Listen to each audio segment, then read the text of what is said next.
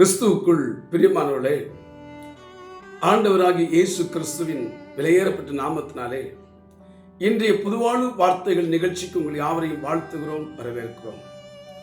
இன்றைக்கு கர்த்தர் வாக்குத்தத்தமாகிய ஆசீர்வாதத்தை குறித்து பேசுவாராக. அதற்கு ஆதாரமாக வேதம் சொல்லுகிறது. எபேசியருக்கு எழுதின நிருபம் 1:3 வாசிக்கிறேன். அவர் கிறிஸ்துவுக்குள் உன்னதங்களிலே ஆவிக்குரிய சகல ஆசீர்வாதத்தினாலும் நம்மை ஆசீர்வதித்திருக்கிறார். கவனிங்கள், பொதுவாக இயேசு ஒரு குடும்பத்திலே வரும் பொழுது, அல்லது தேவன் ஒரு குடும்பத்திற்கு வரும் பொழுது, அல்லது அவருடைய தூதர்கள், அவருடைய பரிசுத்தவான்கள், ஊழியர்கள் ஒரு குடும்பத்திற்கு வரும் பொழுது, அந்த குடும்பத்திற்கு ஏதாகிலும் அந்த குடும்பத்தினுடைய தேவையை அறிந்து ஆசீர்வாதத்தை கொடுப்பது வழக்கம். இயேசு சகை வீட்டுக்கு வருகிறார், அங்கே இரட்சிப்பாகி ஆசீர்வாதித்து தருகிறார். அதே நேரத்தில் மரியாள் வீட்டுக்கு வருகிறார், அங்கே நல்ல பங்காகிய ஆசீர்வாதத்தை தேவன் தருகிறார். அது மாத்திரமல்ல, பேதுருடைய மாமி வீட்டுக்கு வருகிறார், அங்கே சுகமாகிய ஆசீர்வாதத்தை தருகிறார். இதே போல ஆபிரகாமுடைய வீட்டுக்கு தேவன் வருகிறார், அங்கே ஈசாக்கு என்கிற குழந்தையை வாக்குத்தத்தமாக தேவன் தருகிறார். இப்படி தேவன் எங்கு சென்றாலும் சரி, அல்லது யாருடைய வீட்டுக்கு சென்றாலும் சரி, அங்கே ஏதாகிலும் அந்த குடும்பத்தினுடைய தேவையை அறிந்து ஆசீர்வாதத்தை தருவது தேவனுக்கு வழக்கம். அது மாத்திரமல்ல, தேவனுடைய வீட்டுக்கு, அவருடைய ஆலயத்துக்கு நாம் வரும்போது கூட தேவன் நம்முடைய தேவையை அறிந்து நமக்கு என்ன வேண்டுமோ அந்த ஆசீர்வாதத்தை தருகிறார். பைபிள் சொல்லுகிறது, அவர் கிறிஸ்துவுக்குள் உன்னதங்களிலே சகல ஆசீர்வாதத்தினாலும் நம்மளை ஆசீர்வதித்திருக்கிறார். கவனிங்கள், வேதம் சொல்லுகிறது, கர்த்தர் எல்லாரையும் ஆசீர்வதிக்கிறார். நல்ல கவனிங்கள், இந்த ஆசீர்வாதத்தை தரும் பொழுது எப்படி தருகிறார் என்பதுதான் ரொம்ப முக்கியமானது. எப்படி தருகிறார்? ஆவிக்குரிய ஆசீர்வாதமாக தருகிறார். ஆவிக்குரிய ஆசீர்வாதமாக என்ன அர்த்தம்?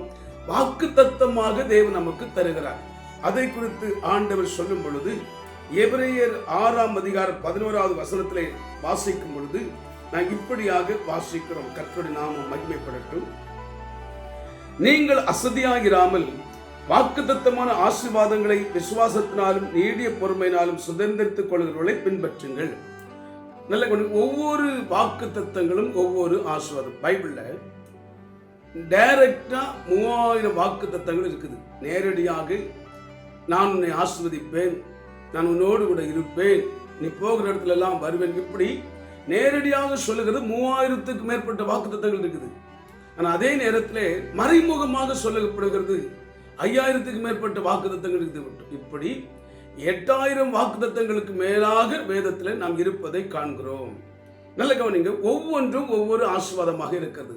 ஒன்றிலே ஆவிக்குரியதாக இருக்கும், இல்லை சுகத்துக்குரியதாக இருக்கும், இல்லை ஆசீர்வாதத்துக்குரியதாக இருக்கும், இல்லை திருமண குடும்ப வாழ்க்கைக்குரியதாக இருக்கும், இல்லை பிள்ளைகளுக்குரியதாக இருக்கும். ஏதோ ஒரு விதத்தில் எல்லா வாக்குத்தத்தங்களும் நமக்கு ஆசீர்வாதத்தை தருகிற ஒவ்வொன்றாக இருக்கிறது. இதை பைபிள் என்ன சொல்லுகிறது? இதை நாம் தேவனுடைய சமூகத்திலே போய் அந்த வாக்குத்தத்தங்களை கேட்டு அதை நாம் விசுவாசித்து அது சொல்லுகிற கட்டளையை நாம் பின்பற்றி நடக்கும்போது நாம் அதை சுதந்திரித்துக் கொள்கிறோம் என்று வேதத்திலே வாசிக்கிறோம். கலாத்தியர் நிருபத்திலே நல்ல கவனிக்கும் 3:14 வாசிக்கும் பொழுது, கலாத்தியர் 3:14 வாசிக்கும் என்ன சொல்கிறோம்? ஆபிரகாமுக்கு உண்டான ஆசீர்வாதம் கிறிஸ்து இயேசுவினால் புறஜாதிகளுக்கு வரும்படியாகவும் ஆவியை குறித்து சொல்லப்பட்ட வாக்கு தத்தத்தை நாம் விசுவாசத்தினாலே பெறும்படியாகவும் இப்படி ஆயிற்று. இந்த வாக்கு தத்தங்கள் எல்லாம், ஆசீர்வாதங்கள் எல்லாம் எப்படி பெற்றுக்கொள்வது? How can we receive the promise of God? Bible சொல்லுகிறது, 1, நாம் ஆலயத்துக்கு போகணும். 2, வாக்குத்தத்த ஆராதனையில கலந்து கொள்ளணும். 3, அங்கு கொடுக்கிற வாக்குத்தத்தத்தை கேட்டு விசுவாசிக்கணும். 4, அது என்ன சொல்லுதோ கீழ்ப்படிஞ்சு நடந்து பொறுமையா இருந்து அதை சுதந்திரித்துக் கொள்ளணும். இது இப்படித்தான் சுதந்திரிக்க முடியும். ஆகவே தேவனுடைய பிள்ளைகள் வருகிற நாட்களில் 1ஆம் தேதி மாத பிறப்பு நாளில வாக்குத்தத்த ஆராதனை எல்லா திருச்சபைகளும் இருக்கும். இதை பார்த்து கொண்டிருக்கிற, கேட்டுக்கொண்டிருக்கிற யாவரும் ஆலயத்தில் சென்று வாக்குத்தத்த ஆராதனையில் கலந்து கொள்ளுங்கள். நிச்சயமாய் நீங்கள் ஆசீர்வாதமாய் இருப்பீர்கள். ஆமேன். கர்த்தர் உங்களை ஆசீர்வதிப்பாராக. ஆமேன். ஆமேன். God bless you.